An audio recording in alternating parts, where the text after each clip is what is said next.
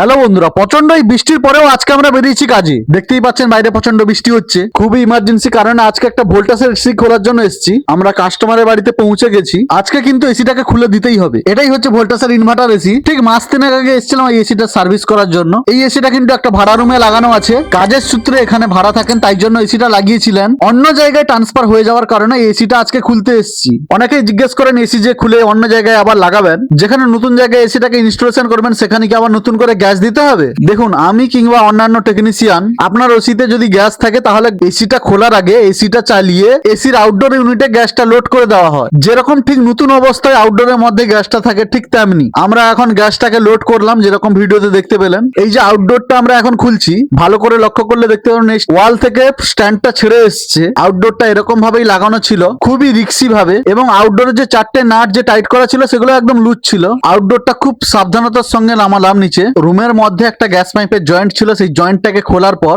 Indoor ইউনিটটাকে নিচে নামাচ্ছি। Indoor ইউনিটটা নিচে নামানোর পর কাস্টমার বললো যে প্যাক করে দিতে। ইনডোর ইউনিটটা যেরকম নতুন অবস্থায় ছিল ঠিক সেইভাবেই কিন্তু আমরা প্যাকটা করছি। এই এসিটা গাড়িতে অনেক দূর যাবে, যাতে কোনো ধাক্কাধাক্কি না লাগে। ঠিক নতুন অবস্থায় যেরকম থাকতো প্যাকেটের মধ্যে ঠিক সেইভাবেই কিন্তু রাখলাম। ফাইনালি হোয়াইট সিমেন্টটা ছাড়ানোর পর আমরা পাইপটাকে বের করলাম। পাইপের দু সাইডে মুখে কিন্তু টেপ লাগিয়ে দিতে হবে, যাতে ধুলো ময়লা টয়লা না ঢুকতে পারে, এবং পাইপটাকে রাউন্ড করে ভালো করে গুছিয়ে কিন্তু প্যাকিং করতে হবে। পাইপ সোজা থাকলে তো আর নিয়ে যাওয়ার খুব অসুবিধা হয়। পাইপের মুখগুলো অবশ্যই সেলোটেপ মারতে হবে। পাইপকে সঙ্গে রেখে আউটডোরটাকে এরকম ভাবে কভারিং করে দিলাম, নিয়ে যেতে যাতে অসুবিধা না হয়। স্ট্যান্ডটাও খুলে দিয়েছি এবং আউটডোর ইউনিট তো গ্যাস লোড করা আছে। নতুন করে ইনস্টলেশনের সময় গ্যাস দিতে হবে না। ভিডিওটা ইনফরমেটিভ মনে হলে চ্যানেলটিকে অবশ্যই সাবস্ক্রাইব করুন।